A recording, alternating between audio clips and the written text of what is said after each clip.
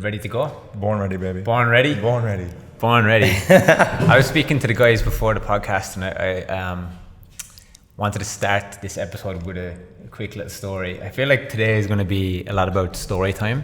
I feel like we've got a lot of stories here that we can tell. Always down for that, bro. But this story just kind of sums up the person that we have on this podcast today, the energy, the entity that Nazir Sobhani is. One cold winter's night on Chapel Street, after we'd done our Tuesday night trainings, I remember we were walking down the street, and as you do on Chapel Street, you know, a lot of people will know Naz for his work with the homeless, but you know, a lot of that could be seen as stuff that's glorified online and that it's just done for the cameras and this and that, but I've witnessed it myself where it's just pure and it comes from the heart. We were walking down Chapel Street, a homeless guy asked for money, and I remember Naz saying, "Oh, sorry, I don't have any money." We kind of just walked forward a little bit, and you stopped and you turned around and you said, "Are you cold though?" You remember this? Not really. It was outside the ANZ. Okay, I think I do. Yeah. And then you gave him your hoodie, and it was cold. You gave him your hoodie, and you turned to me afterwards and you said, "That was my favorite hoodie. I just my favorite hoodie too. I had just got it. Yeah, you just got it the week before." Wow. You remember that? It was like the most I've spent on an item of clothing I think that I could remember. That's so funny, bro. So I remember that like vividly, you know. And I also remember being at Christmas on the streets with you as well, and you walking out of there with no shoes on, and that was done. There was nobody around. It was just us. And I remember you explaining to me, I didn't want to give him money because what is he going to go and do with that money? But that just shows where it's coming from. It's coming from the place of care. So to start the podcast, that is a great story to kind of talk about Naz and the type of person that he actually is. And I've witnessed it, and I think, yeah. That's cool. Thanks, bro. It's an honor to have you on the podcast today. You've made such a profound impact on my life. I appreciate you, bro. And I'm saying thanks not because like for sharing the story, but more so thanks for like making me laugh and just remembering how funny like those situations were. Like that hoodie, I totally remember though. Like now that you're saying it, how much I loved it. The shoes though, I remember that too. They were brand Doc new. Martens. They were brand new. You know what I mean? I had because I had Doc Martens, and then I got another pair because my other ones were like you know busted up, and then so I gave him a new Doc Martens. I was good, man. But you know where that came from? Like that story of giving. I think it happened to me when I was young, and it was so informative, man. Like and impactful. I remember one time in Canada, there was this guy, and I really liked this bracelet. I was like, that's a cool bracelet. Like just a regular string one, like one that was, you know, sewn up with the hand or whatever, or braided with the hand. And he goes, yeah. And I'm like, yeah, man, it's cool. And he's like, here, I'll give it to you. And I was like, huh? I was taken back. I like, why are you going to give it to me? He goes, you see, like, because in Canada, the First Nations, the community there had inspired him once. And it's like, if someone says something to someone in the community where he was from, the First Nation community, they would take it off their back and give it to you or whatever it was. And so he did that to me, and I thought that was so cool. And like my love towards indigenous groups, ironically now that I'm wearing this, but like just around the world, like I'm so impressed by like the truth and how they keep, you know, so true to their culture and stuff like that over the years, you know. And for someone to do something like that inspired by an indigenous community and then doing it to me, and he's not indigenous, I was like, that's a cool trait. So over the years, anyone who said anything and like, I like this or whatever, instantly, even if I like it, I would try to give it to them. And then if I don't want to give it to them, I really make sure I give it to them, because that just shows how attached I am to that item. And that's one thing that I've also witnessed with you. That particular year, when Naz was living in Melbourne, we used to hang out on a weekly basis, and I couldn't say I liked any of your stuff.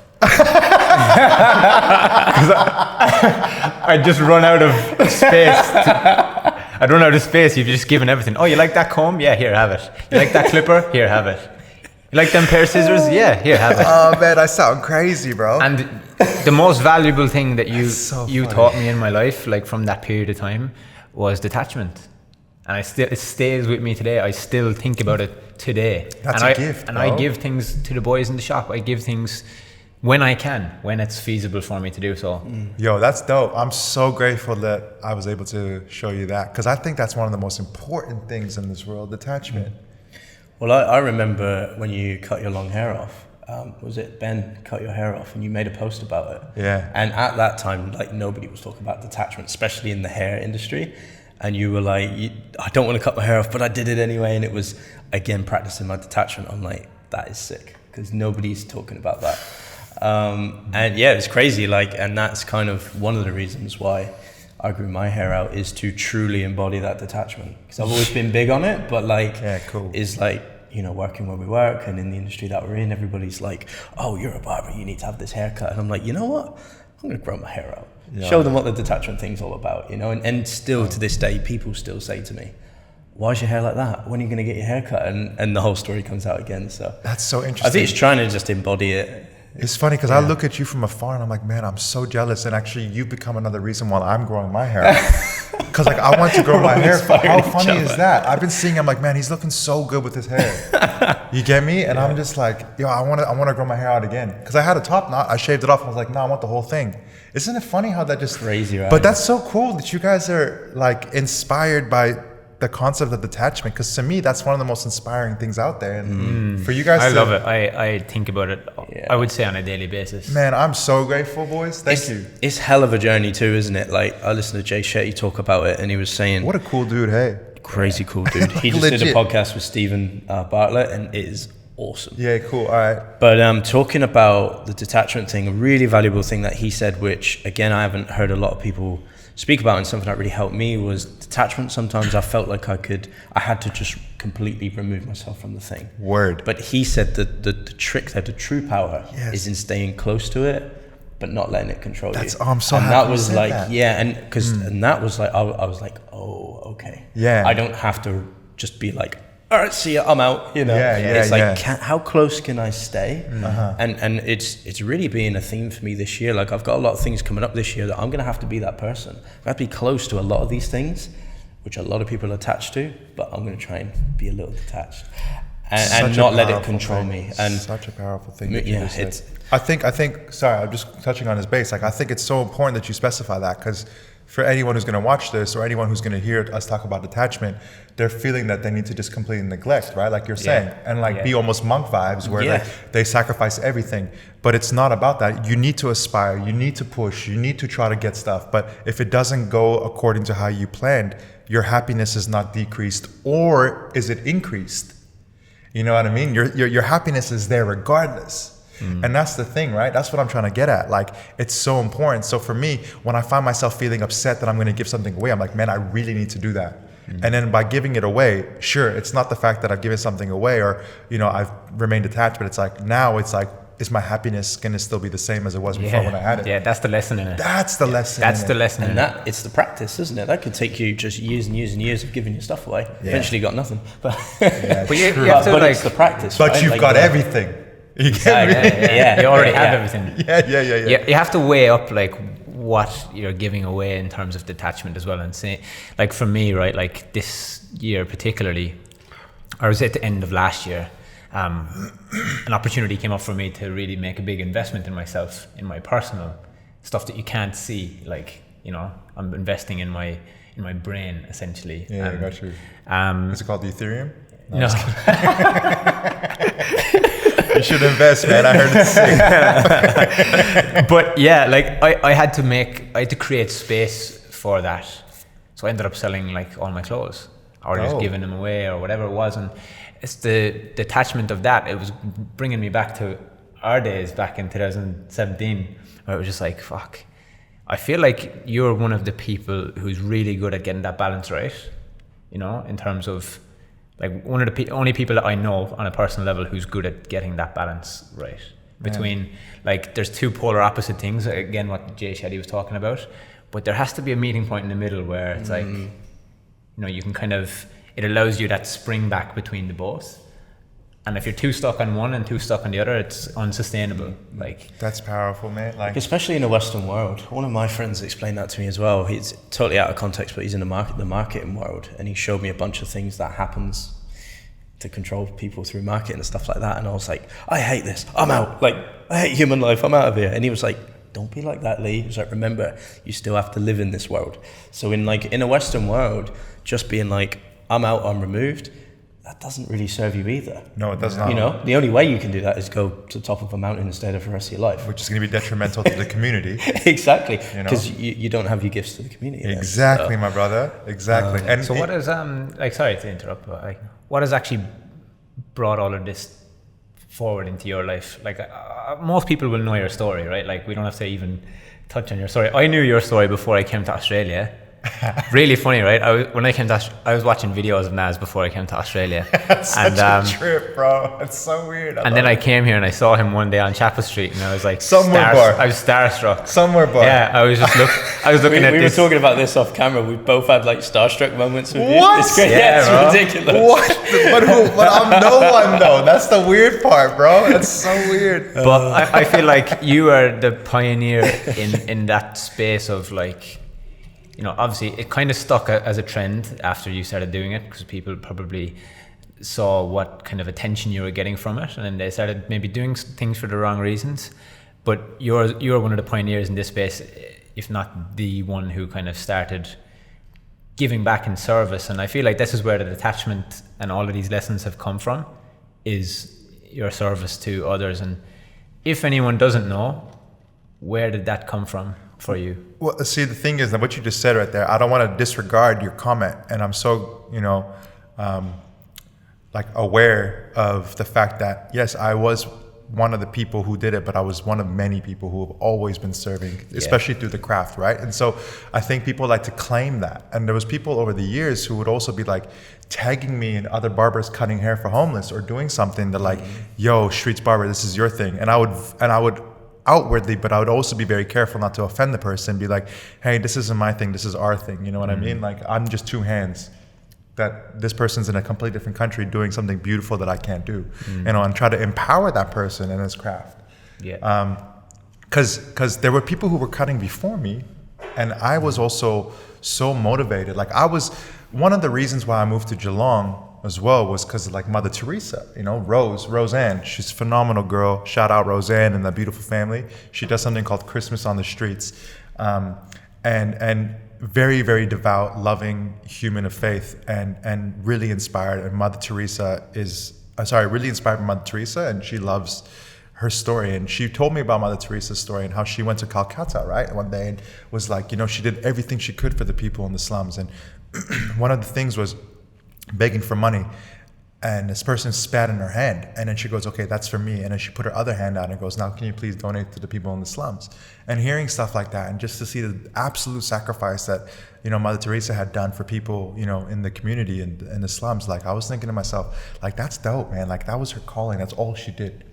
And so for me, I was like, man, maybe I need to leave a place like Melbourne and go to a place that I thought was a sacrifice, you know, in Geelong, which was out of what I was used to. I was always like a city boy, and I was like, I'm gonna go out so I can focus more on work and service, not just work. Because it got to a point where I was just working like a dog, you know? And yeah, when I went out there, you know, it turned out to be the best decision I've ever made in my life. Things had just, you know, gone from like zero to hero, you know, and it was amazing. But to answer your question though, going back to how it all started, I guess I just, first and foremost, it's also because of my faith. You know, I'm a Baha'i. I'm a person who believes in all religions, but believes in oneness of humanity, oneness of people, oneness of religion, oneness of God. And whether you're a person of faith or not, doesn't make a difference. We're still one. You know, I don't look at you as, okay, you're going to hell, or you're not worthy of my attention. If anything, if you're a human being, you're worthy of every single ounce of energy that I've got. Okay? Regardless of, and if you're a person who's struggling and you're not really good, you know, in society's eyes, you're worth more of my energy, because you're lacking something that, you know, many other people who are positive may not have.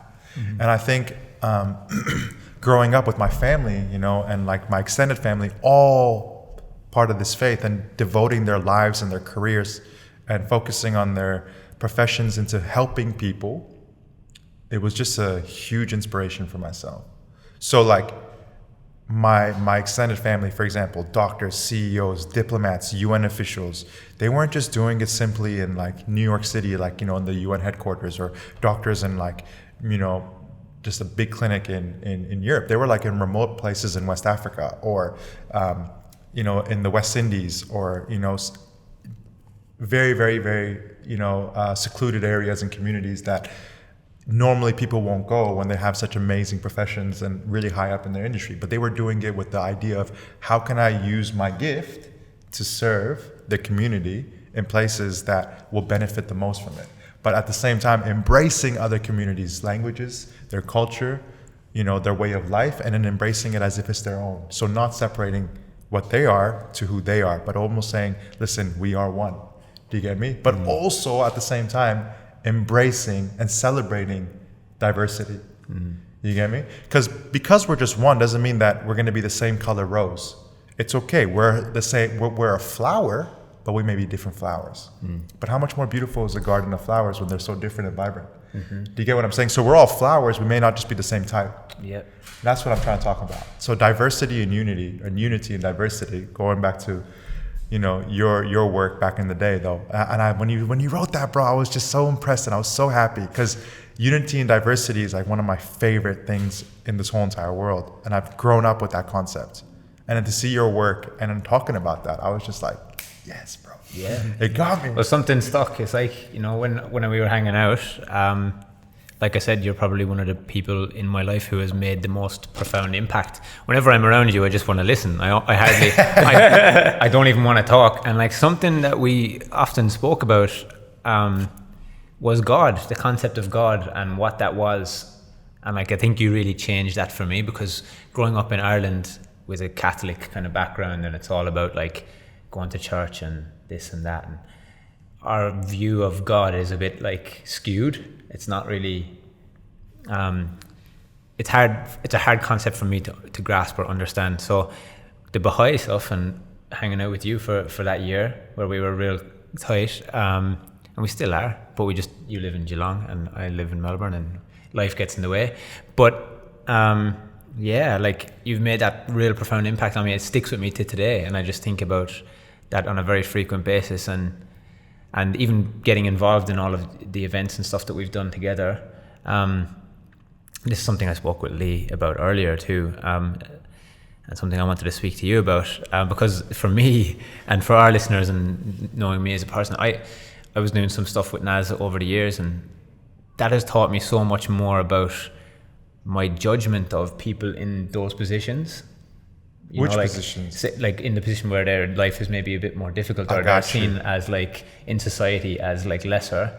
But we've gone and we've done the stuff at the housing and stuff like that, and you start to understand them, and you start listening to them and treating them as a human, and you could quickly realize you can end up there too if you're not careful. Hell yeah, bro. And it's sometimes not even their fault. No way. Most of the time it's not. Yeah, and that's the craziest thing. We're very quick to like drive past someone in our car and look at them as a homeless person and think, oh, fucking hell, like, look at that, you know. Or not even like acknowledge that they're a human being and just think that they're part of the street, you know. Think of that. Think of how many times I heard this crazy, you know, thing that really stuck with me to this day. But it's like a reason why a lot. Maybe I'm skewing the words a bit, but there is definitely a portion of the homeless community that start to talk to themselves and will speak to themselves, and people are quick to just say drug-induced psychosis. But if you think about, for years they can be sitting down on the side of the road and thousands of people walk past them as if they don't exist. You're going to start to think that you're the only person that can like really have a conversation with yourself. So they'll start speaking to themselves because they are the only one that exists in their own eyes, because people don't even know that you're there. And if they do know, they don't even pay attention to it. So it's just like, I'm meaningless, I'm worthless. Mm-hmm. And so when I heard that, I was like, man, that's insane. Like, that's so sad. So if I don't have money, if I don't have shoes or a jacket or a jumper to give, I'm always just like, hey, how's it going? Eye contact, acknowledge, and I just do my best to just let them know I recognize you, I acknowledge you, I know you're there. Have a great day. And it's funny because some of the attention that I get from the response back to me just acknowledging someone will be more than the times that I'll give someone a haircut or an item of clothing or some food. It's just like, hey man, you have a good day too. Thank you so much. And I'm just like, man, like, that's powerful, you know? And it's huge. You know, going back to your God concept, like, I think there's so many outdated or conservative ways to view God. And I think it's because human society and the way we have to picture something or imagine something, you know, it just goes into the figure of a man or a figure of something just to kind of make it more relatable. But God's not relatable. You get me? Like, I can't tell you what God is. You can't tell me what God is. Anyone who says they know God, they're not going to be able to physically tell you, listen, this is what it is, or this is what he is, or she is, or that's the whole thing. It's just now we're talking about things like energy, or we're talking about things like the universe. Man, that's just another word for God, essentially, because that's what it is, man. It's just this supernatural or super. I don't know. It's just this. It's this force that is unknown, but it is greater than what I am. Yeah, let's just say. It's like the trusting in the universe. It's like when you give in and you trust, that's like believing in God. That's literally all it is. But people who just feel uncomfortable with the concept of God, they'll say that instead. But it's just like, when they say that, I'm like, man, like, I'm not going to argue on the word at this point. You've got the feeling and you've got the understanding. So I just accept it and I keep quiet. You get me? Yeah, I've really tried to develop my understanding over the last sort of 5 years. Growing up, God wasn't like a thing in my life. Like, I didn't believe in any particular God, probably because I just was never given enough guidance or knowledge on it. You know, I've always been quite a curious person, and anything that anyone ever probably said to me, I was probably like, I don't know if I get on board with that, you know. But in the last 5 years, you know, through studying more like holistic practices, and I thought there's got to be something to this. It keeps cropping up, and through a lot of the learnings that I've sort of gone through, it's like my understanding now is like God is the grand sum of zero. So basically it's everything and nothing all at the same time. Word. It's the light and the dark, the yin and the yang. You can't have one without the other. And it was like that, then you go, whoa, it's in everything. Like, it's everything and everywhere. Yeah. And getting back to what Owen said, I feel like the skewed view of it is like it's only the light. I don't think it is. I think it, like, just from what makes sense to me, is it's like, if it's all energy and everything in the universe, it has to be everything. In a sense, you know, it's the light and the dark. And again, this is like I was telling you earlier, but Paul Chek's teachings is like, because that's in all of us. If God is in all of us, then it's the light and the dark is in all of us. But we really and that's learn why from the dark too, right? Like, you really learn more from the dark than you do from the light. Yeah, because to a that's degree. You know, shadow work, right? That's why they call it shadow work. It's seen as in the dark. So that's where my understanding of what kind of a God is. I don't like attach it to a figure, or is it male, is it female, is it this, is it that? I'm like, it's very much everything. It is. You know, Yeah, and just the reason why almost it's like it's everything and nothing is because, like you said, nobody really knows it. Nobody. You know, like, Nobody. well, you can't really be like, oh, that's it. You know, absolutely. Like, you know. It's a force that you just feel within yourself, right? Yeah. Or like you just feel, you know. And if you believe it, you believe it. And it's like anything. If you're gonna believe in something, you're gonna believe it regardless. If you're not gonna believe in it, then no matter how much proof there is, it's not going to be able to penetrate your mind, your thoughts, your spirit. And so for me, I'm not, my whole purpose is not to necessarily prove and to push, but it's just to kind of show on my own self, you know. I'm gonna go on a different perspective of how you say it. I just think God is everything that's good. It's just with one O instead of two, if you get what I'm saying, because God is with one O and good is with two. So anything that's good is God-like. So all the beautiful things, all the beautiful attributes, and all the beautiful qualities that I can see amongst people, you know, determination, love, compassion, all these things is just full of qualities that are established within what I feel God's energy is all about. And so with the absence of those things, I just feel like I'm not able to appreciate and understand the godlike qualities in stuff. Do you get what I'm saying? So in a way, I'm seeing kind of what you're talking about, but I see it in a different perspective. Yeah. Like, I see that things that don't have those qualities are not attributed towards God in my eyes, which will allow me to kind of differentiate between what is God and what's not God.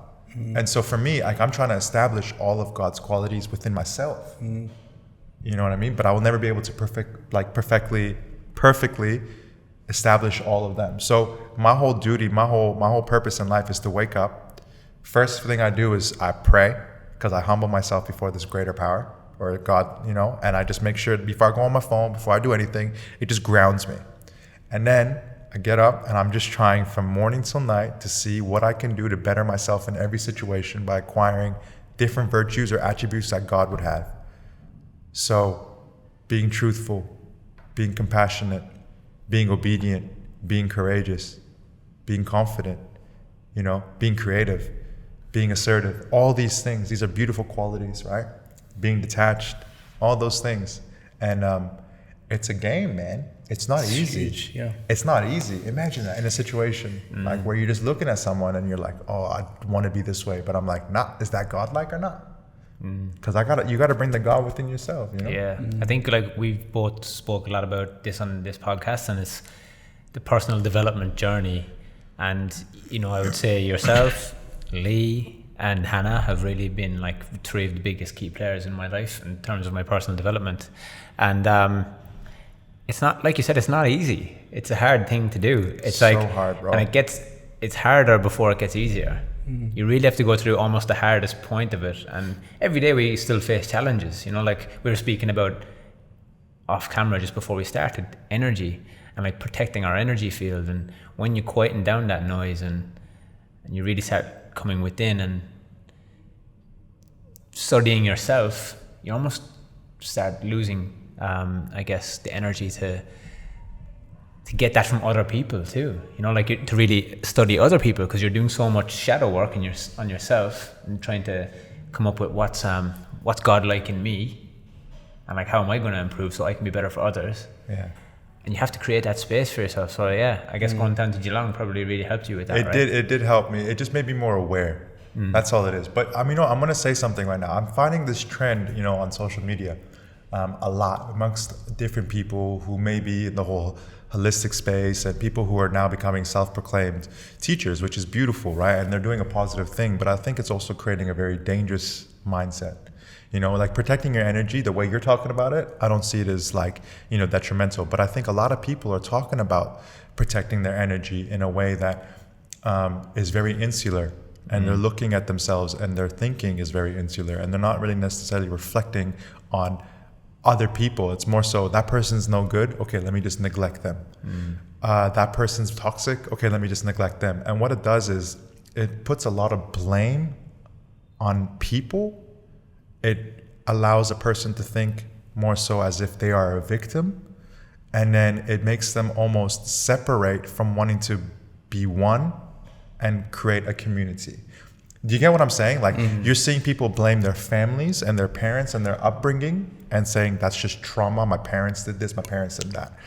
And it's saying that, you know, the new way I need to be new, you're new me. I don't have time for these people, everybody. But it's just like, man, like at what point are we actually going to be able to embrace one another and our differences and realize that people who may be a little bit harder to deal with are actually blessings in our lives? Yeah. Those people, one of the most powerful things I've ever heard in my life was those who have done worst by you or test you the most are your angels on this earth, because they are forcing you to either be a better person or a worse person. And 9 times out of 10, if you're trying to learn from that, you're going to be a better person. Yeah. How the hell are those people not your angels? The people who have hurt me the most, I'm so grateful for them, because I'm like, man, like, I've really learned to just look at you and be like, how can I improve?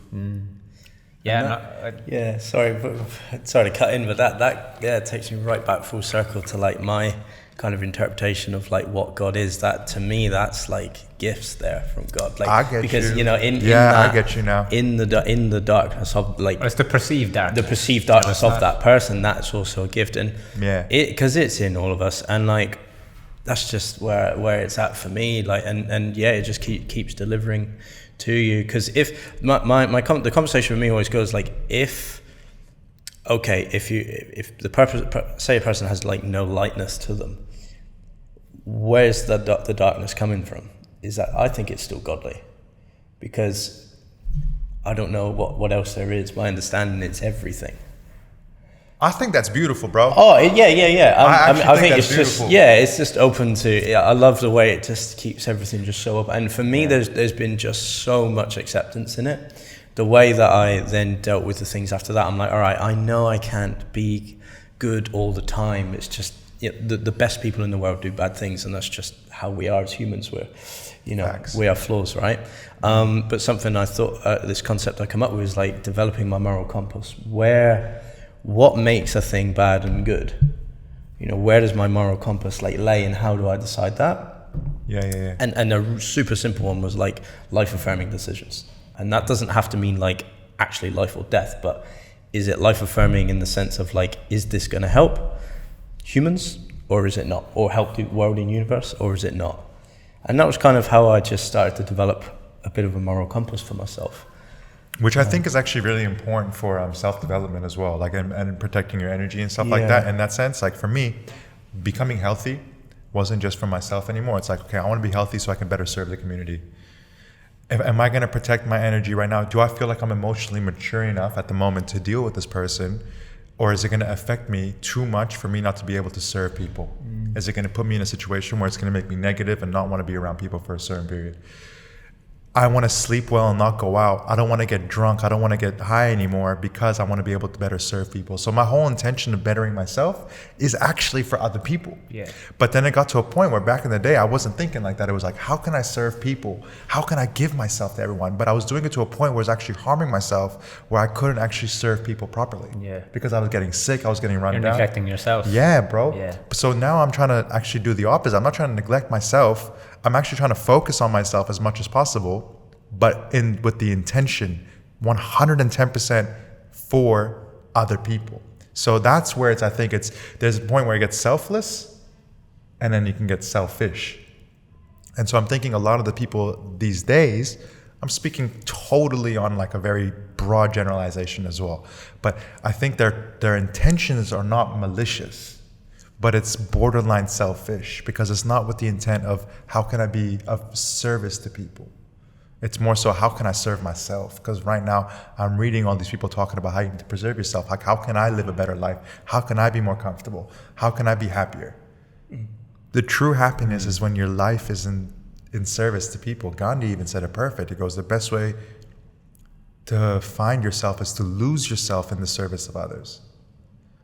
And I've been able to find out who I am as a person so much in the last, 10 years because of that. But when I'm doing it selflessly, there are times where my ego, is running up, and I realize that I'm doing stuff without intent in a selfish way. Because I'm like, how can I serve this person? Because I feel like I need to do it, and it's going to make me feel better, as opposed to, this person's in need. You know what I mean? And you got to constantly put your ego in check, and that's what's hard. That's like takes a whole lot of self-awareness, man. And there's one common theme that we've had on this podcast so far, the people that we've spoken to who have had external success in their careers, they all have a common trait, and it's humility and self-awareness. You have to be able to look at yourself and think, okay, well, how can I be better myself so that I can serve other people in a better way, and your environment, not just you, but the energy you're putting out to the world and the environment and how you're creating a positive influence. And I think, you've done that very, very well. I'm trying, bro. Like, I've still got so much room for improvement, but I mean, that's just what it is. Till my last breath, it's just constantly, you know what I mean? Like, It's hard. Well, life's like a treadmill, isn't it? It's always moving. Like, you have to keep moving and keep you can't just get stuck on one thing and think, okay, that's me now. I'm done with my self-development and personal development, because the environment keeps changing. Well, at that point, you might as well be dead, bro. And there's so much uncertainty in everything that we do. Like, who knew you'd break your collarbone, and your shoulder, and that's so uncertain. And there's one quote that I heard recently is your happiness is in proportion to the amount of uncertainty that you can live with. And whoa, that's pretty That's crazy. cool. I like that. That's cool. That's a good one. That's a great one. Damn. Your happiness is in direct proportion to the amount of uncertainty you can comfortably live with. That's what it was. And do you know what it takes to be able to do that? Detachment. Yeah. If you think about it. And that's why detachment, it comes back so much to detachment, because you can actually apply that to so many situations. It's not just, if anyone takes anything from this podcast today, it is practicing detachment on a daily basis. Straight up. And, Straight up. you know, that personal development stuff, if you're only doing it for others and you're not doing it for you first, you know, that's where you get caught up there on the detachment scale too, because sometimes you almost need to slightly detach from society, like almost like Jay Shetty did. He went and became a monk for a while and then came back with this whole new perspective. And it's kind of like you said as well, like living with both, you know, being close to it, Being close, but don't but let not it control letting you. it controlling you. And isn't that what Jay Shetty's story was all about? Like he went there and he realized, I'm not able to actually be of service to people. Isn't that how it worked? So then he went there and then, tell me if I'm wrong though, but I thought he went there and then he realized there's more to what I can do. And like with all these learnings, now I can go. Yeah. And I think one of his gurus told him that. He was like 2-3 years in, he was like, see you later. They almost like kicked him out. Yeah. They were like, "You're ready to." Like, it was, and he was cut by it. He was like, "Oh," he almost got attached to that that identity too. Yeah. And again, another teaching in that, and they were like, "You're ready, go back." And that's crazy. But a concept we always talk about is like pre and post transformation, and something that I really always want to talk to you about is like where this all fits into what we do to make money. So we cut hair in a barbershop. It's primarily kind of dealing with how people look. So I always think, where does all of this stuff then come in to that? Because I've struggled with this a lot over the last 5 years. Like taking myself through this kind of transformational place of perspective and detachment and all those kinds of things. Now I see the pain of other people, and it becomes really hard for me in the barbershop. In a concentrated dose, you know, you're cutting 10-15 heads a day all week. It's like, this is happening a lot of the people like are attached to this identity, and this I feel like it all could be so much more beautiful with a little bit of perspective transformation. So how do you think like all of this then comes into what we do? Because I can't imagine there's a big percentage of our industry thinking this way. But what do you mean exactly? Like, just like elaborate, like at what, you're saying that you feel that a lot of people, the energies that come into our place and like the transformation we're able to give to people? And are you saying that barbers and people in our industry focus less on the fact that we're doing something for them and it's more so about how we're able to? Bit of both, to be honest. Like I feel like when, to me, and again, this depends on the level of self-awareness too, I think, but like when people come to me, I can see the pain that it brings them to be so tied to the identity of like their haircut and the way they look and all that kind of stuff. I got you. Which is kind of the journey I've trying to been getting myself out of, you know, the whole detachment. Are you talking thing. about clients or barbers more so? Clients more so, yeah. Because I find that's really common amongst the barbers as well. Not necessarily like just the way they look, but the way they're able to, like the way they're able to look also on the gram as well. Do you get what I'm saying? So they're tying their identity to being a certain type of barber where they think they're so important. Yeah. You know, and I think it's two-way. And I think the best way you can actually genuinely, so now I kind of like understand your question. I wasn't sure if you're talking about customers or the barber, but so customers first and foremost, they're coming and they're putting so much trust and vulnerability into you. And right off the bat, that opens up the door and the possibility for a connection to happen. Because when someone's trusting you with their image and putting so much vulnerability on the chair at the moment, during that moment, it opens up and there's a wall that's knocked down. So you're able to better connect with the person. Now people come in and they really care about their image, but more so if you're able to like, you know, give yourself in a genuine way to the person and do your best to obviously listen to their needs, not necessarily go completely against what they want just because you want to give them the haircut as a barber that you feel is best. You know, I think it has to do with a little bit of compromise as well. Like they will calm down, they will have full trust into you, and most of that attachment to their image and all that stuff is a lot of insecurity, right? And so when someone can feel confident with you, that insecurity kind of gets knocked down a little bit.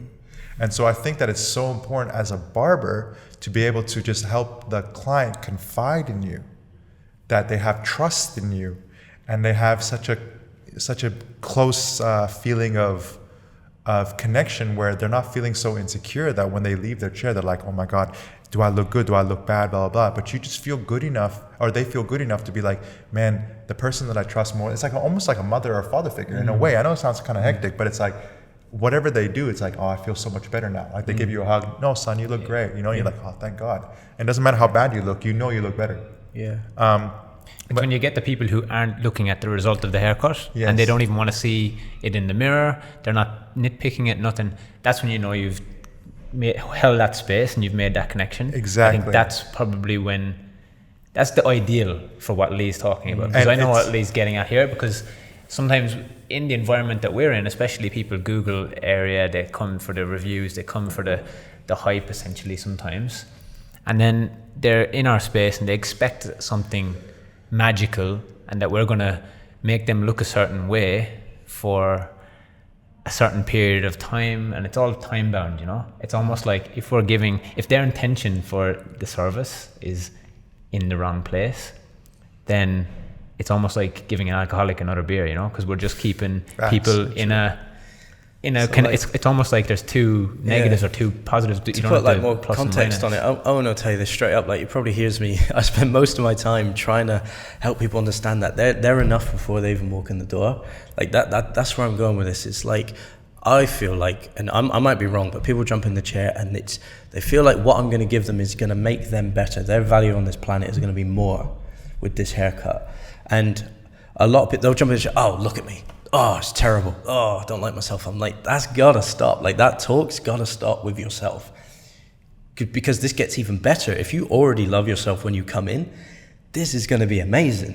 Like, this thing that I'm gonna help you with right here is gonna be amazing. We're trying to influence that. We're like, I spend- we're almost purposely not even Yeah. getting the fresh cuts, like, because that's not where our weight as a human lays, you know. So going back, it's not the result of the haircut you're hoping for, but it's the result of their experience, right? And I wasn't articulating it the right way. Like, now I totally get what you're saying, but I wasn't being able to explain it how, I guess, it's going to make sense in a better way. But I think that for me, the result of the experience is going to be based on, they're going to look at themselves in a certain way. They're coming with this form of insecurity. They're coming with this form of negativity, whatever about themselves. And then what's going to happen is, once they confide in you and you're able to help elevate their confidence, is a very important thing. But for me, I don't try to focus on the image as much. And how I do that is, hey, I'm Nas, blah, blah, blah. What can I do for you today? Oh, I want to do this. Or what do you think? Give them a quick, not a quick, but I give them a nice consultation. We have that conversation. But then guess what I get onto right away? Is there anything on your mind you want to talk about? Fuck all the small talk. Fuck all the nitty gritty. Is there anything on your mind you want to talk about? And then 9 times out of 10, they'll talk. They'll be like, but almost always they're like, huh? What do you mean? And I'm like, well, is there anything you want to talk about? And they're just like taken back by it. But then they'll kind of like feel like, oh shoot, all right, you're going straight in. And then they'll either have a conversation and it'll be a very beautiful one, and it'll be about stuff that's so deep. Right off the bat. And that's how the connection's made right off the bat. First client. Is there anything on your mind you want to talk about? Or they'll be like, nah, actually, there's nothing really that I want to talk about. And then those are the clients who actually just want to stay quiet and enjoy the time. Yeah. You know what I mean? And so when I break the barrier with that question right off the bat, bro, I'm telling you, I've found such beautiful connections where the image isn't actually even focused on. But I'm doing it in a way where it's like, what do you mean? What's going on? I'm like, well, I don't really like small talk. I want to know like the real you. And when I say that, they actually will, reciprocate so much to that conversation and that question.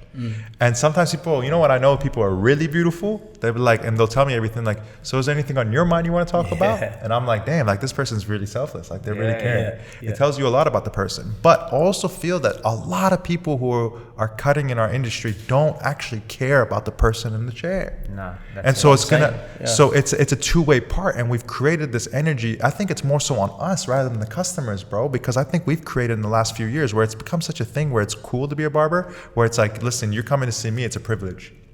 And so people are now focused on, okay, I'm gonna go see the best person, so I want to make sure I get the best cut. Yeah. Yep. You know what I mean? And it's whack, bro. Like for me going to Geelong and working at the shop that I was working at before, the streets has opened, but it was such a test.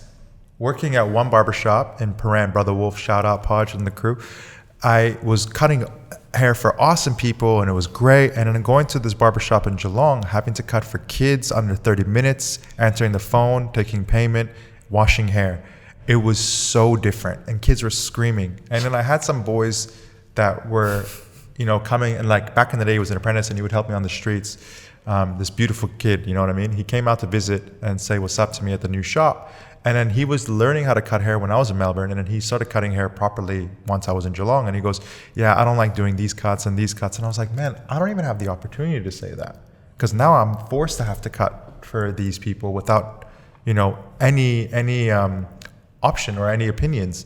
And I'm like, man, like, it's crazy how entitled I felt as a barber back in Melbourne. But once I moved to Geelong, I didn't have the opportunity to say no. I had to do it. And that's when I'm like, bro, I can't just serve on the streets. I got to serve in the shop too. And as a result of that, like at the shop that we're at now, like the streets, I'm not the best barber there. Hell no. But I feel like I've got a pretty crazy clientele who are so loyal. And I realize that it's the engagement that we they're coming to you for the haircut's only what's happening in the background, but a lot of them are coming to you for the space that you hold for them and the value that you bring to them for their feeling as a human, rather than just being a service provider. They almost look at, and we were saying it before you came, we were like, oh, here comes Papa Naz, because that's what it feels like. It's like, what we say, there he is, Papa Naz. But not a lot of people have that type of energy where they can hold that space, because you just have that kind of, you want to open up to you straight away. Like when I met you first, it's like straight away you feel that love, and it's like you want to open up to that. You want to. Thanks, bro. It's an energy thing. It's an energy field that you're letting out, But we all have the capacity to do that. Yeah, that's 100%. the thing. It's not just me, dog. 100%. Like I'm not doing anything other than asking the question and being genuine. I love what you're saying, and I think that's why I'm so passionate about it and what we do, even just the three of us here. Like, it's so important because, like you said, it does go full circle. Why are the clients that way? Because I feel like us in the industry, we've led them that way again because it was cool and so now it's like this circle just going round and round and round and round and round. And I think it takes people like us to put the stopper in there and be like, have you thought about it like this? So something that I do, I've heard, I can't remember if you told me that or somebody else told me that you do that. You're like, is there anything on your mind? I don't necessarily do that purely because I don't feel like I've got all the answers, but I'll do it. I'll intertwine it into the consultation. But what answers do you need to have to ask someone what's on your mind? You want to talk? Like that's what I'm trying to get at. So the whole thing is not to necessarily be a psychiatrist or a person who wants to give advice, but it's more just a person to just ask someone and stimulate their thinking instead of saying, how many times have you heard someone say, hey, what's going on? I'm good, thanks. It's a robotic response. Yeah. And forget the whole, how are you really feeling today? Forget all that. Yeah. Just go into what's going on? So is there anything on your mind you want to talk about? What do you mean? I don't know. What's going on in your life? Like specifically right now that you actually want to get off your chest. Yeah. And then they'll be that can be like a release for someone. That's what I'm getting at. It doesn't have to go all the way to the depths, because I know where Lee's going with this because we've spoken about this on this podcast. But it's like, you have to be careful not to open Pandora's box either and not have the skills to necessarily deal with situations. But I totally get what you're saying. What do you think psychiatrists do though? Do you think they always give advice, or do you think they just listen most of the time? You know what I mean? And I'm saying, like, if it gets to a point where it's like, yo, like I need to do this and this, have you ever thought about therapy? If there's questions that you can't do, not really. Well, it's cool, man. I see a therapist too. Like I'm sure we guys have all seen therapists. Yeah. It's totally cool, bro. It's actually so good. We go to the gym, we get personal trainers to help us with our bodies. Why can't we go to a therapist to help us with our mind? Do you get what I'm saying? It's the exact same thing. It's a personal trainer for the brain. Yeah. So like, I kind of meander in the sideways. So I bring it into the consultation. If someone's really like all up in themselves, and I'm like, all right, let's calm this right down. Like, I'm like, I've got two things, the motive and the message. I'm like, what's the motive of being here today? And they'll be like, I never thought about that. And that's cool, bro. Like, why are you here? Why are you getting your hair cut? And then, because this is what I love this about people, I can learn, because we all know, we need to learn so much about these people to give them really what they need. I don't necessarily say like what they want, but what they really need. Yeah. And like, so I'm like, what's the motive of you being here today? And some people like, I've never even thought about that, or some people would be like, this is why I want to get my hair cut. A lot of the times it's just stuff, they just, my hair's too long or whatever. And then the second one is like, what's the message? Then I can start to dig deeper. That's and I'm cool. like, so when people look at you, I say, when people look at you, if this is something that you even care about, what do you want them to think about you? What's the message you're giving out to the world? And then if they're like, I just want to get hot girls, blah, blah, blah, I'm like, cool, at least I know now, But then if it's like, I'm going to turn you into a fuckboy. Yeah, I got you. No, but then if they're like, one fuckboy, please. But if they're like, I don't like this, I don't like that, I'm like, let's try and like rewire that talk, Yeah, So that's cool. I kind of just meander in that way because I feel like for me, like anything on your mind, it's kind of it could be a bit heavy sometimes. I'm pretty sensitive to like that kind of energy all day, and Yeah, like, for sure, bro. And that's why we need to go see therapists too sometimes, man. 100%. Like for me, like by asking those questions too, right? Like I also try to be very, very aware that I'm not here to like heal and fix people either. I'm just trying to create a space. And for it's me, like accepting them for who they are. And facts, because that's not my specialty. I'm not that person. I'm just someone that they're confining in, and they've just put down that wall and allow themselves to feel vulnerable. But this is how cool it is, man. The opportunity that we have as stylists, barbers, hairdressers, whatever it is, we have the option every 30 to 45 minutes to actually make someone feel better. How beautiful is that, bro? Forget the hair, forget the cut. You have an option to be of service every 30 to 45 minutes. That is such a gift. 10 to 15 people, you have changed 10 to 15 people's days. It's a perspective shift, isn't it? Every we day. get to do this. And We have that opportunity. Bro, we have a greater opportunity than doctors and people so high up in those careers and professions to actually change someone's life in a way. Every day, because doctors also are the bearers of bad news. Listen, you're not going to live. You have 6 months. Blah blah blah. We don't have to say that.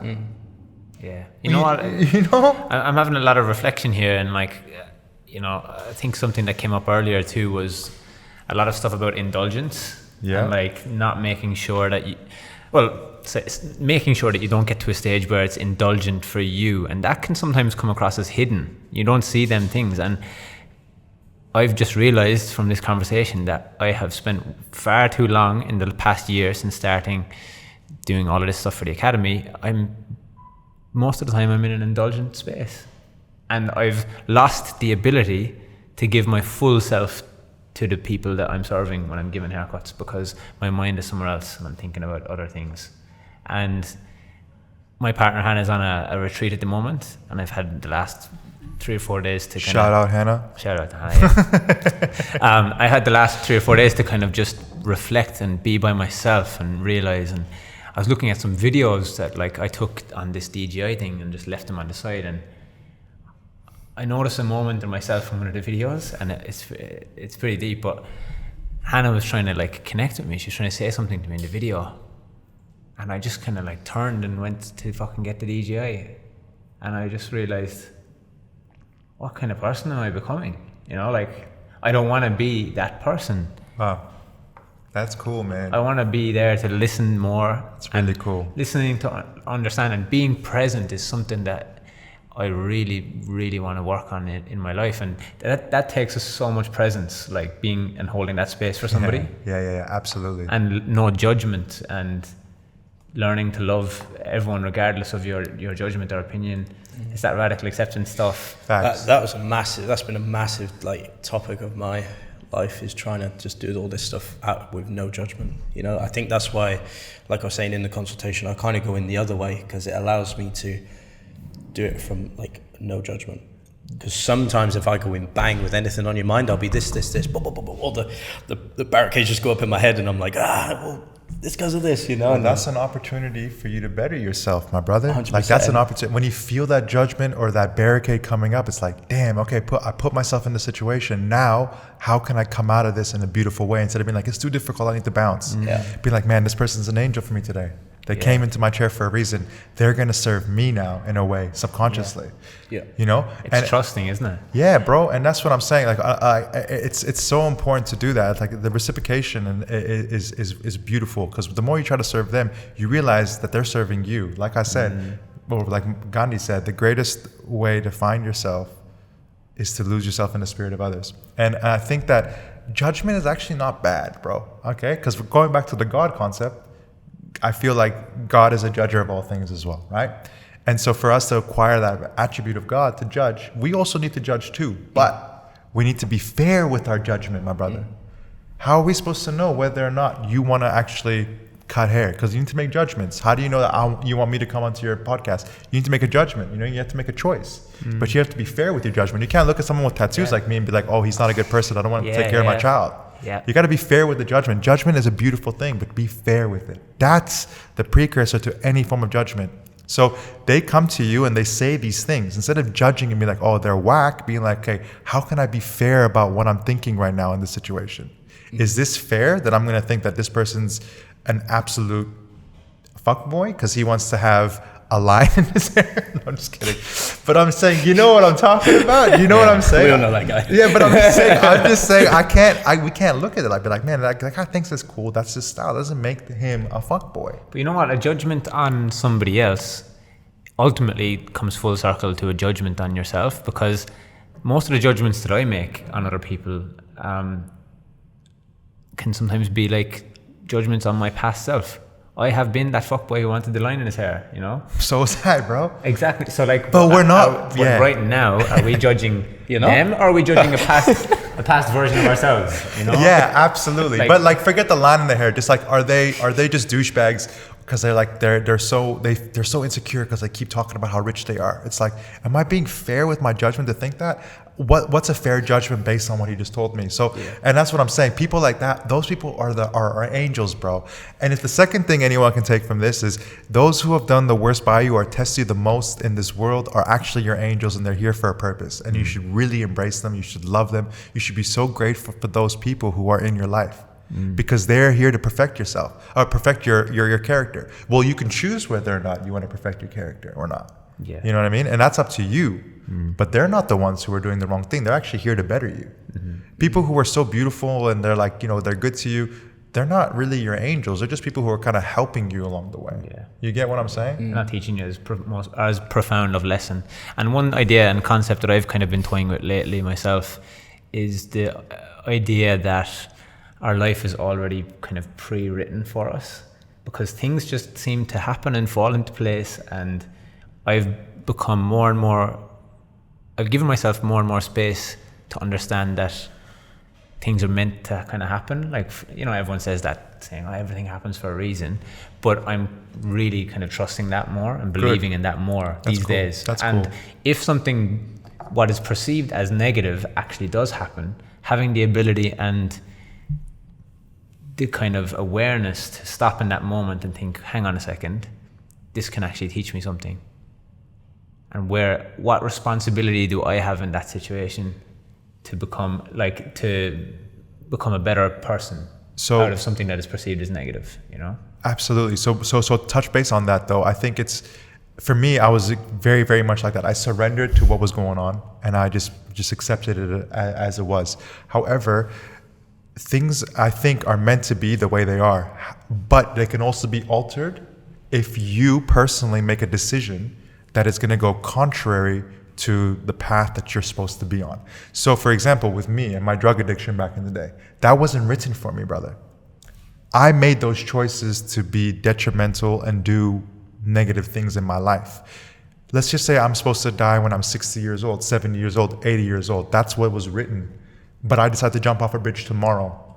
I can alter that by doing something that's negative. So things that we go out of our ways to do in a negative kind of manner will take us away from this path, this destiny thing that we're supposed to be on. So we have the option of going against what was meant to be. What was meant to be may never come because we're like, you know what? You're supposed to be with Hannah, for example. God forbid, you meet someone else. You're like, I'm going to go against my morals. I'm going to go against what's right. And I'm going to go talk to this person. And then you're going to ruin what was meant to be. Maybe what was meant to be after that will happen, but certain things cannot actually go along that path because you make a decision that's not morally right. But you can learn from those moments and then you can potentially come back onto your path. Yeah. But I think it's like what's meant to be, like this force, this destiny, this this future of ours is always going to be beautifully written, but also we can just go and start another book. Yeah. Do you get what I'm saying? 100%. Without intent. Yeah. We actually touched on that on the last podcast slightly with Hannah, and when she was out of alignment and she didn't really look internally for what her purpose was, or where she was moving in the world and what she was doing, all of these things would keep happening to her. Like, she'd keep getting flat tires in the car, she'd keep getting this. And is that God? Is that the universe telling you that you're moving in the wrong direction? Very Probably. well could be, yeah. Very well could be. I'm sure, like, during your drug addiction and like all of them years, loads of things were probably popping up as signs for you to like stop doing that. Bro, from bad to worse. But then your decision in that moment was, no, fuck that, I want to get high again, From good to great. Yeah. It literally went from bad to worse to good to great. How many years have you been sober now? What's I'm going to be 10 years in about a month. What day is it today? 22nd? 23rd. So 1 month and 1 day, bro. Wow. 10 years. So for anyone who's been watching this podcast too, like, I'm sure you've noticed that from like here to here, I've just been frozen and been doing really animated motions with my left. It's because I have a sling, but I've just taken it off for the podcast just so I can rep this as best as possible. But it was a crazy experience. So it was like the week before Christmas, the busiest time of the week, right? And I stayed after work to give a haircut to a customer. Then we went for like a little meal with the boys. And usually I try to take my dog to the park so she can get, a little bit of exercise. But the sun had gone down, so I couldn't take her to the park. And so I go on my longboard around the block so she can kind of run. And I do this all the time, right? If it's nighttime or if it's dark, I'll just at least go around the block so she can run with me. And that specific night, I just had this feeling. I was like, oh, something's going to happen. It's crazy, hey. And so as I'm about to turn the corner to go to my house, there's a little pebble right in front. And I end up hitting this pebble and I drop like a ton of bricks, bro.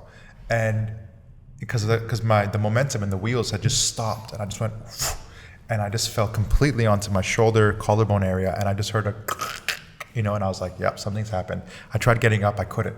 And so I'm just sitting there, my shoulder and everything was like popped up. And, I end up going to hospital like right away. And they're just like, mate, like something's wrong. We got to get an x-ray, et cetera, et cetera.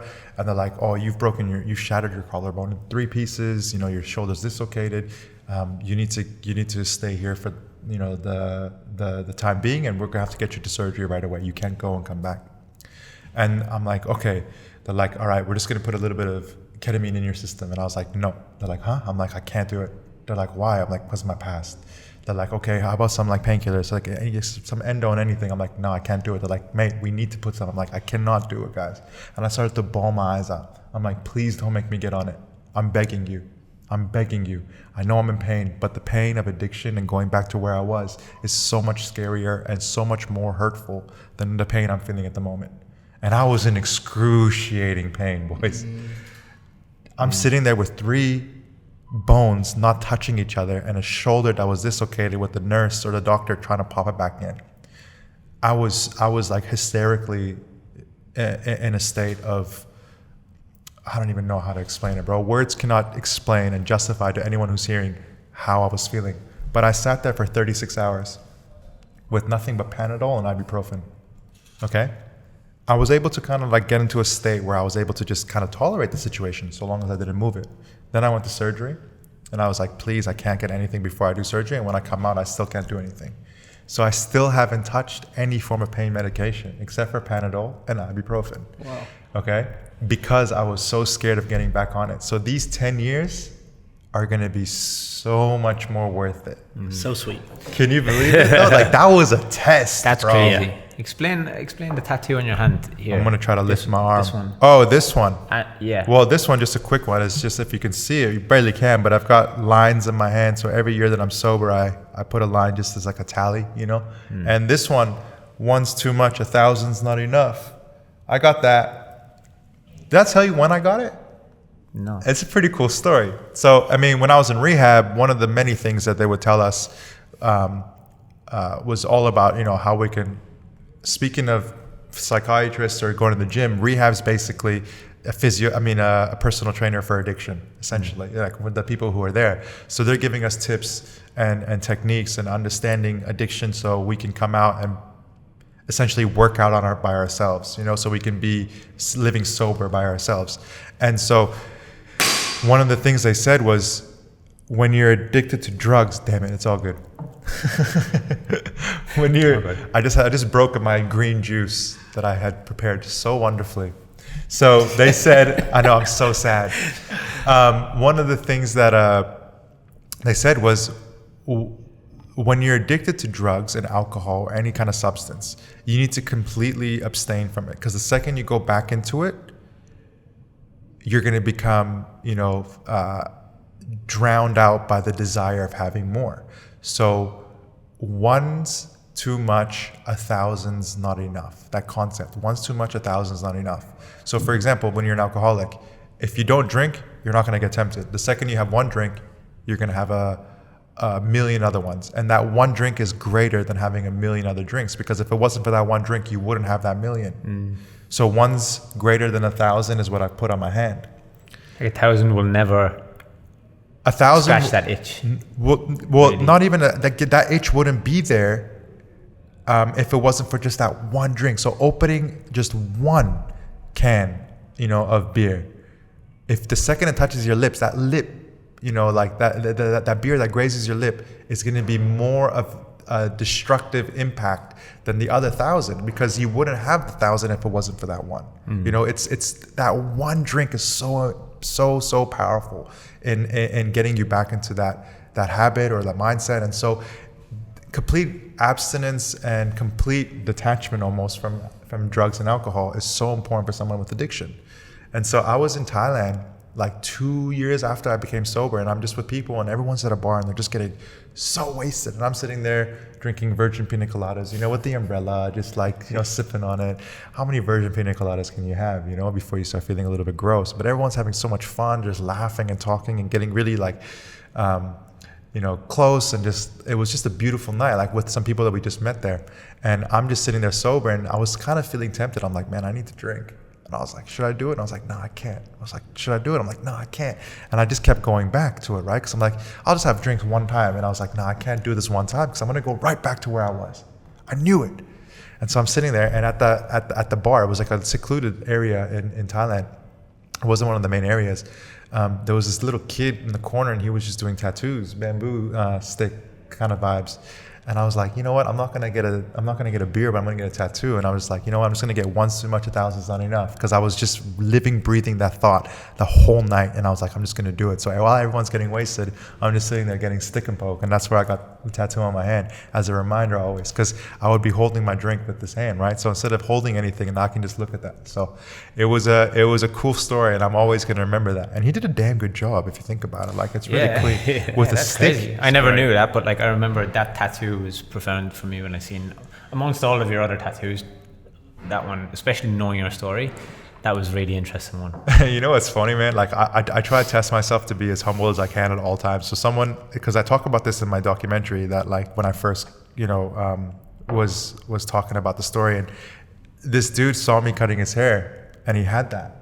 I mean, he saw that and he goes, hey man, that's a really cool tattoo. And I was like, yeah, thanks bro. And he goes, there's this documentary I just saw, and this barber had that on his hand, and he was like doing some really cool stuff with the homeless. And then instead of me being like, oh yeah, that was me, bro, I was like, yeah, dope. Did you enjoy it? And like, I just pretended like I didn't know what he was talking about. Cause I really was like, and it was like a part of me, my ego was like, oh, I just want to let him know that was me. Yeah. And I was like, nah. So I was like, that's so cool, man, that I got the same tattoo. And yeah, that's just a funny story that I just remembered about that. So. And that's just to kind of, I guess, move from that into something that I did want to bring up with you today. And it's a lesson that you taught me over the years as well from doing some work with you. And I remember I used to go through this kind of thing in my mind where, like that, I would restrain from letting my ego get the better of me. And I would go and do these days with you. And I would always say to you afterwards, look, I just don't want to share anything on my story, because I don't want to share anything on Instagram or for anyone else to see, because I feel like that was for me and it was for the person that I was doing it for initially. And it's an experience that it doesn't need to be heard or seen by anyone else. And then you told me, you know what, I remember we were at Servants one day, and you said, what I want you to do today is share a story like from someone. And that got me to go deeper with somebody with one guy, and I remember sharing the story, and the lesson in it from you was, you were saying to me, you don't know who you're impacting and the good that you can do for others by just sharing that story. It's not an indulgent thing to do that. Like, you might inspire somebody else to do something good for someone else, and it's like a butterfly effect. Max, I actually shared that story too. Yeah. And I said it was like, it was all done by you. And it's true, man. Like, I battled so many times within myself. I'm like, cause you like to be honest with you, man, like, why would you want to post stuff on socials? Is it to glorify yourself and show people how good of a guy you are? And yeah, there's a portion of it to do that as well. And a lot of people do that. But if that's not your intention, and if that's not what you're aiming for, then so what, man? You're going to have haters regardless, bro.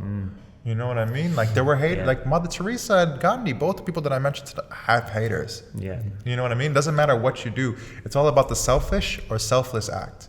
Are you doing it selflessly?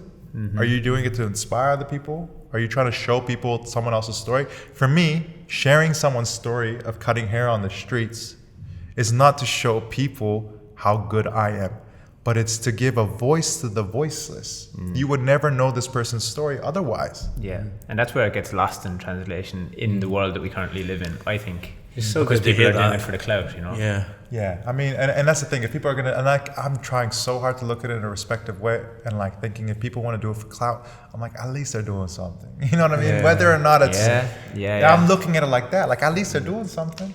Same with these holistic, teachers and healers online. It's just like, man, at least they're trying. Yeah. It's so good to They'll hear get there that. eventually. They'll eventually realize. Yeah, I did the Christmas on the Streets just a couple years back, and Shout out Rose. I wasn't gonna post it. I'm like, I'm not posting it. I fell into the trap of posting it because I just thought people need to see this. Like, this is awesome. It was such a profound experience for me, first time ever experiencing up close and personal on the street like that, and I was like, holy shit, this has just hit me in a way. And I was like, I just have to share that, Yeah, bro. So I ended up sharing it. I didn't want to, and I got so annoyed at myself afterwards. I'm like, you said you weren't going to do it, and I did it. And there's probably part ego in it, and there was part I need to share. People need to see this, Are you feeling like, and that's the funny thing, like whenever we feel like the three of us, because we've all done this, you know what I mean? And it's like whenever we feel like, I shouldn't have shared it, it's because there's probably a part of you inside who just wants to show that you're a good person. But if you're genuinely like, listen, I'm just sharing it because I feel like it's important, I want to share this person's story, you're not going to feel that. So you got to really focus on doing that. And it comes back to the judgment of yourself, what other people will think of you. Be fair with your judgment, bro. Yeah. Be fair with your judgment. I think for me, what I've done over the years, and this is just because we're on the topic of it, there's no need to talk about it really, but I will go out actually on the streets without a camera, just to make sure that I'm not doing it only for the gram. Yep. So I just go out sometimes and I just give haircuts one-on-one. And those are actually my favorite times because those are the most genuine. Yeah. But I've lost the opportunity of sharing that story and potentially having some. Bro, there's been people from like Indonesia, Russia, Latin America messaging me in languages that I don't know, showing me photos of them doing it. Yeah. And I'm like, yo, that's dope. And that's the thing that keeps me going. But then you got dope people like Mark Bustos. You got oh my God, who's the homie from the UK who's doing it as well? There's another guy. It's funny. I forgot what his name was. Oh my God, I feel so bad. So he's from He'll come back. He's from the UK as well. And it was funny because he messaged me when I was doing it, and he had he just started. He was like, man, I'm really inspired by it. I would love to do some work. And I was just telling him everything. And then someone tagged me in one of his posts, actually, funny enough. And I was also like, he's doing your thing, Streets Barber. I'm like, no way. He's actually so genuine and he's doing it himself. The BBC messages me when I was in Russia on my tour, and they're like, hey, we want to do a story on you. I'm like, no way. So I did a full interview. It was going to go up. But then I think they actually found this guy, Josh. His name is Josh. They found his story, I think because he's local. He's from the UK. And so they actually did his story too. And then after that, man, he just went from just whatever to he blew up. So they took his story instead of mine, which was meant to be. And I'm so grateful.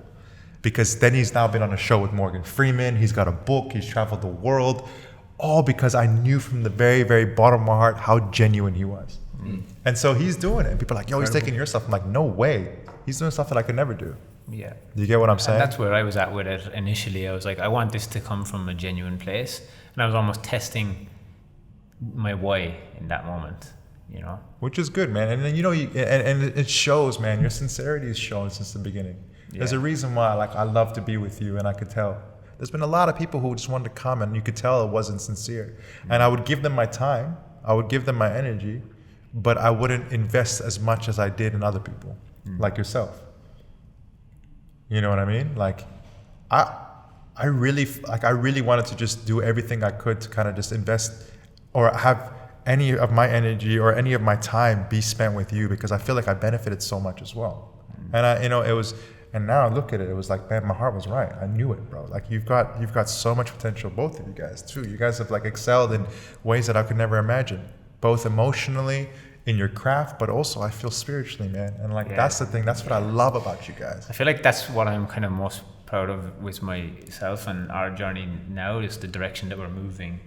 And we're moving away from just the external stuff and trying to work on the internal stuff as well, and helping people. Like, we've kind of repositioned ourselves in the industry, and our purpose now, and I think you'll like this, but our purpose is to build and inspire lives through hair. So hair is our medium.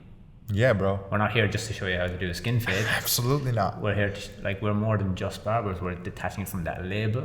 We're just people who are trying to help other people. That's it. That's so beautiful. That goes so aligned with what I say. I say cutting hair is just an avenue for me to serve.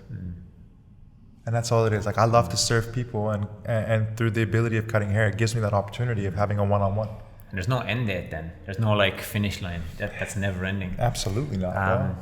And it's cool, man, that you're looking at it like that. People just, their whole identity is hair. And like that's what I am, and that's who I am. I'm a stylist. I'm a hairdresser, blah, blah, blah. That's very capped. Big time, bro. As soon as you start exploring different things and hearing different things, it's very capped. Like, you're keeping yourself in a box when you could be out in the universe doing crazy things. Just using your skills and your talents to be able to do those things, though. To be able to, avenues, man, the medium, everything is so true. That's where it kind of started for us. It's like, okay, the skills gave us the opportunity to now even think in this way. That's why we bring people in with the skills. But then when they're a lot of the time when they're in front of us, they're probably shocked, because number one, they say, this is just what people have been saying, but we are the people that they expect from online. Probably and more. I think we kind of go a little bit deeper than that even. Big time. So there's levels to you guys, man. It's the impact that we're trying to make. It's exciting, I think, because it just leaves it so open. Who knows what it's going to turn into? It's like, it starts with hair education. And I have to give a shout out to Naz in terms of the educational space, because I think it was you're one of the people who really kind of encouraged me and helped me believe in myself at a certain time when I needed that. And I remember at Hair Expo, and you were telling me at the time, you're born for this, man. You're meant to do this. Like, Naz would be like my hype man on stage. Actually, 100% though. Like, hype manning me, like making me feel like a certain way, and that's probably carried me through to where I'm at right now. And it's so true, man. We'd have people just surrounding the stage. You were telling people about my mom and stuff. I'd get the microphone and I'd just basically be the hype man while you were there cutting hair. I'd just be asking questions, engaging the crowd, telling 100%, bro. 100%. And I'm still your hype man, bro. Like, I'm always gonna be, no matter what. Man, that's I'm so grateful that you said that. So people who may not know, every Tuesday when I was working at Brother Wolf, he wouldn't work. He'd work Wednesday to Saturday.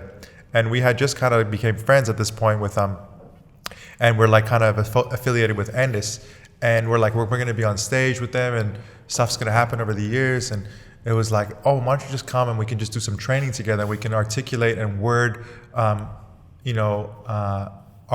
cuts and know how to better do it. And it was supposed to be a mutual thing, but it just actually ended up turning out to Owen just coming and basically showing me, and me just questioning and asking and stuff. And then look, literally it started from back rooms in the barbershop after work to now, what's going on. What's interesting, from that, is I was always paying it forward. I was never thinking at that time, and this is where we kind of struggle a lot at the moment in trying to help other people. Is that was all done there was no monetary gain, there was no anything. It was just out of pure love for the craft and love for sharing. Facts. and the development for me as a person. Facts. Then when that kind of transpired from the back room in Brother Wolf every Tuesday into the kind of Hair Expo arena. I remember the first time I ever cut hair live was next to you and next to Josh on the Andestan that time. I didn't have a microphone at the time, thank God, but like how crazy, like it comes, like you've been so impactful in my journey, and that's kind of probably then spread through me into Lee, and like I saw what you done for me, and I'm like, okay, I need to do more of that for other people too. So now I've got no problem in detaching from my success and taking it all from me and then spreading it and sharing it to other people. That's the best. That's the best thing I could hear. We spoke about this. That's what. How many people have we helped genuinely get on even the Andes team? Yeah. You know, like and giving like, people opportunities in their career. Like you've taken my spot from the Andes team, I think. Sorry, bro. No, it's good though. I kind of stepped out, and then you came. I was like, "What a freaking amazing!" It's like, you know what I mean? We spoke about this a little bit off camera. That right there, that moment was my starstruck moment for you, because I'd never met you before. I'd seen you online and stuff. And I just met Owen as well. I don't know if it was the few months before or at that show. And it was when it was you, Josh, Owen. And I was standing there, I'm like, holy shit. And you're like hype man as hell. Like, the crowd, this, that. And you're like, I remember you saying a line. Everyone's asking you questions and you're like, I don't know. I learned it from these guys. I know, and I think that was one thing before I even was at any stage of anything, Naz would always hype me up and just, you would almost like tell me that I was your teacher and I was the best type of thing. I really felt that though. Call me Kanye West, bro. Like, but that's actually what it was. I genuinely felt it. And another really profound moment in our relationship. I don't know if you remember this either, but I remember after Hair Expo in 2018, it was a really great expo for me. Like, I kind of announced myself onto that scene, and I remember we all went out for a few drinks afterwards. We were sitting down around South Bank. I remember you were leaving and we were on the bridge, like on one of the bridges, and you just kind of said something to me. You're like, you know what, like I'm so proud of you this weekend. You're meant to be doing this. This is what you're meant to be doing. Don't let anyone else tell you different. And like, just hearing them things as somebody who's young and coming up through the ranks, like from you to tell me that and for me to understand the impact that it's had on me, now I'm in the position, and this is something we speak about a lot, we have a platform, you know, like, and for years and years you've had a platform, and how you use it and how you are as a person, not only on that platform but also off the platform and as a human in this world, is really important. Your words have weight. Bro, that's, you know, like I've known you for so many years and I never actually realized all this. Like I just felt like, you know, like everything that I was saying was true, and you just knew it, but I never realized the impact. And I'm like, I'm really touched. And I'm really touched. I purposely didn't reach out to you much before this podcast because I wanted to keep all of this for this moment. Man, I'm so honored, bro. Like there's a part of me that like honestly just wants to start crying at this point. Like my heart's just shaking. I'm serious. I'm feeling, I got crazy ass goosebumps. And no, but I honestly, I feel emotional about it too, because I think, thank you, bro. I don't think you realize the impact that that's had, you know? I think we talk about a lot, like to me, a lot of that, I know a lot of those stories, but it's true, we talk about it all the time. Like that to me is just like normal. It's like, you're like that figure. We're just like, because like in the educational space, though, like when you were doing all that, who was doing it like you were doing it? Like no. And you weren't caring about the result, you were caring about the human. You were caring about the person in that situation, not about who had the most followers, who had this, who had that. You saw beyond that, and that's what I really loved, because you're in our industry, we're concentrated in a space where not a lot of people can see beyond that. They can't see the beauty of humanity, and they're not looking for that. That's not what they're looking for. I'm so touched by you guys right now. Speaking of hype, man, I feel like I've done a full like 180 now. You guys, you get what I'm saying? But I'm more practiced and I'm more versed. Can we go on tour? I'm down. You know what's interesting? That podcast with Jay Shetty and Stephen, and Jay Shetty was speaking about when he was 11, for 10 years he was doing public speaking classes, and like I felt like the reason a lot of people will say to me now, "Oh, Owen, you're so good at like speaking in front of the crowds and this and that," and I'm like, yeah, because I've practiced it. And I have practiced it, and we've practiced it. That's where it all started. Yeah, big time. Was articulating it with Naz. Yeah. Because at the time in my environment, I didn't have anybody who wanted to hear it. And then for me, it was watching you guys, right? Yeah. Like, then I would see what cool. you'd done and him, and then I saw the later end of your educational stuff, like all the stage stuff, and then shadowing the hell out of Owen, like just being there, and then it's like cool. It just trickles down. I think back then though, that comes back to like, even from, I had two options at that point in time in 2017, and it was like, okay, I can listen to A or I can listen to B, you know, and I wanted to meet somewhere in the middle, but listening to either side would have been detrimental too. Yeah. True. And True. you know, there's lack and there's abundance in both, you know. And like, I think I was of such the abundance mindset, which I also learned from you in ways, because there's enough for it to go around. I remember people saying to me at the time, "Oh, you're going down and showing Brother Wolf all these things," and it's like, It's not like well, that. that's not what it's about. Like, I'll do education for free. I'll help people for free. It's not about the money. Money is just a thing now for us, where it's like, it's placing a bit of weight and skin in the game and value for people, so people can see the value in what they're going to learn, or the investment that they're going to make, But it also the attention gives they're going to pay. it also gives you the opportunity that by getting the money, you're able to do stuff like teaching for free. More, You know and what I mean? and we can do stuff like this, where we can come to a nice base. We can afford to spread our message further. That's why we have pretty Brandon here with boss. us as well. It's like, we want, you Come, know, show yourself on camera real quick. Say what's up. no, because Come through. we want to be able to articulate and show our come. story more. That's you why. know? Yeah. There's Brandon, everyone. That's what I'm saying. So that's the thing. It's like, how can we spread the message further and inspire people's lives through hair, and show them, you know what, we can think about like this way. We don't have to just follow a certain route. And I think, you know, you really kind of brought me out of that funk. I could have really gone down a bad fucking rabbit hole there in 2017, where I just thought, Man, I don't think you could have, man, because your heart is too pure, bro. 100%. You would have come out of it regardless. I was just lucky enough to be that person to water that plant, as you're saying. But that plant was gonna get watered one way or another, and that flower was gonna bloom. Bro, you're so pure, and you're so genuine, and you're so sincere. That's why you're where you're at now. You get me? And I knew that from the very beginning. I knew it, bro. I loved it. You know what I mean? And that's what I'm saying. That's why I would always tell you, bro, this is where you're gonna be. Like, I'm so proud of you. Like, I just knew it. I could see it. I felt it in my heart more than anything else.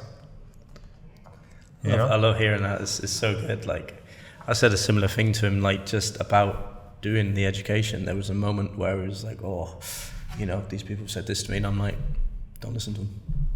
Do not listen to them. I was like, do it, you know, because that's, you know, they're maybe judgments and observations. I was like, don't do it. Just go with what you want to do. Don't listen to them. That would have been disservice, man. Like, this is what you're it meant is. to It be. actually is disservice, because there's always somebody who, like Richard Kavanagh said in our podcast, it's like a newborn baby looks up to a toddler. You know, a toddler looks up to somebody who's in preschool. Like, Yeah, you know, true. like there's always something else that you're kind of reaching for, and like you're always Facts. looking up to people and Facts. aspiring and being inspired by people. And it doesn't have to be that linear. You know, like it doesn't have to just be, I'm only inspired by somebody who's doing this, and it has to be this way for that to be the case. So yeah, I just want to say thanks again. Bro, you know what? You're beyond welcome. I'm just so grateful, and thank you for being a part of my life, for expressing the things that you just expressed to me, for inspiring me to continue to want to keep doing what I'm doing, bro. Straight up. You too, man. Like, for real. Like, it's just making me want to do more now for people, especially in our industry. Because if they can come out as beautiful as you two and do what you guys are doing for the community and for our industry, then why the hell would I not continue doing it, but even more now? You know, so thank you. You guys are so welcome. I think these conversations need to be had, you know, there needs to be more of these kind of beautiful, insightful, present, giving our full attention kinds of conversations. This is what I get energy from, even as an introverted extrovert. Yeah, don't you feel This is what super I like get. pumped right now? I love this stuff. Me And too. we had an interesting one early days of this podcast. Owen was like, oh, should we cap it like an hour or something like that? You know, pretty loud, because people do have an attention problem. And I was like, you know what? We are starved of this. Like, this is what we're starved of as humans. Meaningful human connection, long form. Like, when do we ever sit down anymore for like a couple hours and just chat? Just Honestly, shoot the shit and just be like, whatever, you know? Straight up, we don't. How many distractions would we have had if we Phone, were trying to have a chat outside there? Facts. Yeah, Like, we would have been on our phone without We realizing. probably would have picked up our phone 10 times each, like, you know, this people around us. Stuff. Speaking of distractions, like Netflix, right, for example, but how many times people do binge watch shows, right, when they're feeling it? So if they can sit down and watch a 10-hour show, 10 1-hour episodes, you know, in one night. Like they can listen to something if they're really into it, right? So regardless of whether the show is good or not, like if the podcast is good or not, they'll listen to it 10 times over. Yeah. So I think it's like, it depends who it touches. And I think there's going to be a lot of people who are going to desire that connection. So. And do you know what? Like we do it. Like what's so beautiful about like the tattoo on your wrist is that we've applied that principle in a way to what we do at the academy, because if it's for one person or if it's for 1,000 people, it doesn't make a difference. We still are doing the same thing. The impact that we can make on one person's life is as valuable, you know? Yeah, I get you. And that's why we do it. And our why has been tested a few times with that. When we have 1 or 2 people that have signed up for a class, we don't cancel the class because that one person deserves our time and attention. What an opportunity too for that one. And or in two the people. end, it's I almost love those moments more Because they're very powerful moments. We're not doing it primarily just for the money. Of course, we have to make a living, but we're not primarily doing it just for the money. And it's once in a while, it is interesting to test that theory and be like, you know what, we need to just run it anyway. Like That's cool, bro. I like we that. need to just run it because I like that a lot. There's discipline in that. Big time, bro. You know, Discipline. I want to touch base on one. Sorry, I want to touch base on one thing, or like just basically complete whatever I'm saying. There's this theory and there's this concept that, you know, in the last few years, I've been able to kind of develop, and it's the purpose of life. And we've kind of touched base on it, but I really want just to emphasize this for anyone who's listening. But whether you're in the industry or not, but our purpose in life is 2-part. First and foremost is to recognize our destiny, and what that destiny is basically, fulfilling our destiny. And our destiny is what we're good at, our skills, our gifts, whatever we've been able to acquire since birth, or whatever we've been gifted something from birth, or a passion that we've been able to acquire over the years. Whatever it is to recognize what that is, and that's fulfilling your destiny. Once you do that, then you use that skill, that talent, that passion to benefit others. Now that's the second part. Okay? So once you fulfill your destiny, you use that to benefit others, whether it's one person or 1 million people. Because then what happens is, once you're fulfilling your destiny and you're using that skill to benefit people, you're going to wake up in the mornings and your life's going to have purpose. Which, if you switch the words around, is the purpose of life. Is to live a life of purpose. That's all it is. People confuse it. They go up to the hilltops, they meditate for decades trying to figure out what the purpose of life is. But it's so simple. It's to live a life of purpose. Recognize what you're good at and use that to benefit others. That's all it is, bro. And so for me, cutting hair is something that I like.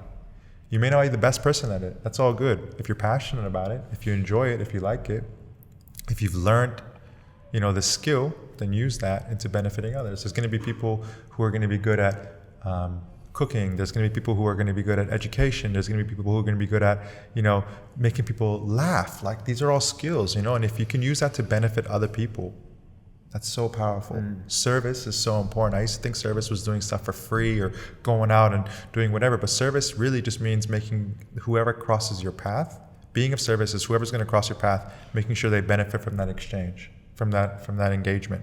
That is serving people. So anyone who comes into my life now, I'm thinking, how can I serve you? How can you benefit? And then they just go off. That's all it is. And that's like I was touching on a minute ago, that there's no cap to that. You can't put a limit on that stuff. It's Absolutely. it's never ending. There's no like, here's the finish line. Because as soon as you think it's finished, it's just, oh, fuck. You learn a new lesson. And then you're thrown back into the cycle of it again. And that's the most exciting and greatest part about life. Facts, me. bro. Facts. So we always end the podcast on one famous question. Fire away, mate. The fire away. One of life's most simple questions, but most complex questions as well. Are you happy? Do we have another hour and a half? Yeah. That's so funny. That's so funny. I love that question so much. Yes, I'm very happy. Absolutely. Happiness isn't an emotion. Happiness is a duty for me. It's a chore. Sorry, it's not a chore. It's a responsibility. I'm always happy. Just sometimes my emotions can be sad, but even though I may be sad, I'm still happy. even though I may be glad, I can still be happy. Whatever is going on in my life, whatever emotion comes through my mind, it doesn't affect the fact that I'm happy. Because my happiness isn't an emotion. It's my state of being. Do you understand what I'm saying? It's like your core.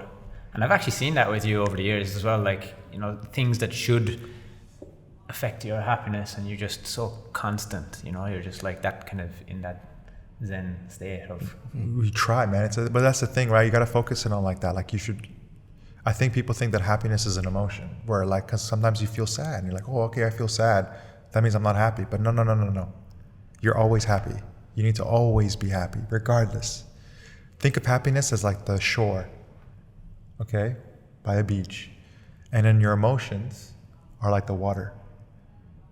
And that's life, you know what I mean? Sometimes you're gonna get a high tide of sadness. Sometimes you're gonna get a low tide of anxiety. Sometimes you're gonna get a high tide of, concern or whatever it is. But at the end of the day, whether it's high tide or low tide, the shore is always there.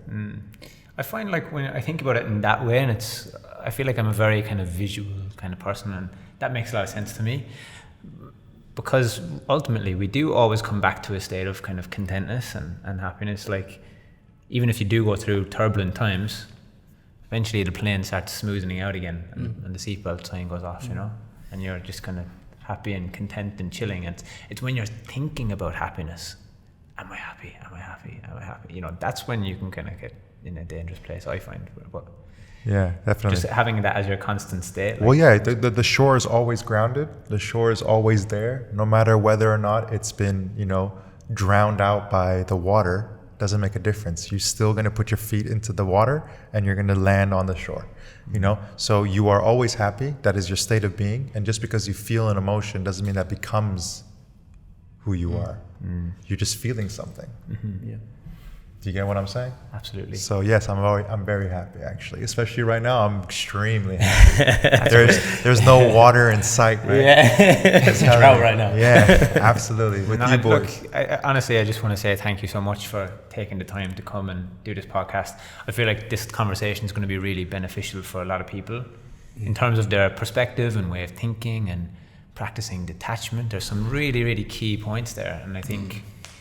And even if it's not for a lot, just even for one person, because I know it's changed for me. That's all it is. I know this has changed my perspective, and it's changed mine, like from being around you. So you're one of the key people that we wanted to have. I love you. I love you so much, bro. I love you too. Honestly, if thank you. So I know, I can see that. Yeah. No, but honestly, man, I have so much love and appreciation. I love you, bro. I'm grateful for what you've brought to my life. So. Bro, if I could breathe less for you to breathe more, straight the hell up I would. I know you would have too. No idea. And you'd give me your West Park home. Just a last thing about that. It's funny. Like, one person who's tested my detachment to that was Matt Brown from My Father's Barber. Shout out to the whole family. Shout out to Matt Brown. We gotta get Matt Brown on here too. Bro, that would be the cool. best experience for you guys. Yeah. I've learned more than I've learned. The things you say about me is how I feel about Matt Brown and his whole family. Sarah, his wife, such an amazing woman. One of the most powerful queens I've ever met in my life. So inspirational. Both of them. They're a dynamic duo. And the whole crew, Nagin, their kids, their brother-in-law, their sister-in-law, everybody, they're just phenomenal people. But that whole tribe is just beautiful. But it was funny because when I was there, I just kept giving away my tools, my clippers, because everyone's like, I like it. And Matt's just like, what are you doing, bro? And I was like, well, I'm supposed to give it away. He goes, no, man, because you're going to suffer, man. You're not working right now. What the hell how are you going to get? And he was just basically, him and Sarah were like, stop giving your stuff away so much. You got to keep your stuff a little bit too, yeah? But they're the most selfless people in the world who will dedicate everything they've got. And that's what I'm saying. At what point is it going to be detrimental? Am I giving my stuff away, but I'm doing it, but if I have an abundant, then I can give. But if I have nothing and it's going to make me lose the opportunity of serving, because without tools, I couldn't really cut. What I mean? It's the push and pull. You need to know when the right time is. And they really helped me with that. And I do that, right? I'll say, for example, recently I gave a clipper away to one of the boys at the shop, and it was a clipper I liked. But at the time I was like, I don't need it. I give it to him because I have other ones. But if it's the only thing that if you're giving away stuff that you really need, Like your only clipper, yeah, then that's different, you know. and you don't have the money to buy another one, and it's going to hold you back Yeah. from you being able to serve, then Then that's that's different. it's a detrimental. detriment, Yeah. It's a detriment, yeah. So, anyways, So, yeah. shout out Matt. Shout out to Matt Brown. Yeah, and You've Sarah. heard it now. It's in the universe now, mate. Yeah. It's gonna happen. Oh, 100%, bro. Yeah, we'll bring Sarah. You know, on. actually, look at my tattoo. I got MFB Yeah. from my father's That's barber on sick. my hand too, because I'm always gonna rep it. He's gonna get TSP though. I'm still waiting for it, Uso. All right, cool. But no, thanks. All right, much love, guys. Appreciate it. I love you guys so much. Thank you. too, man. Thank you.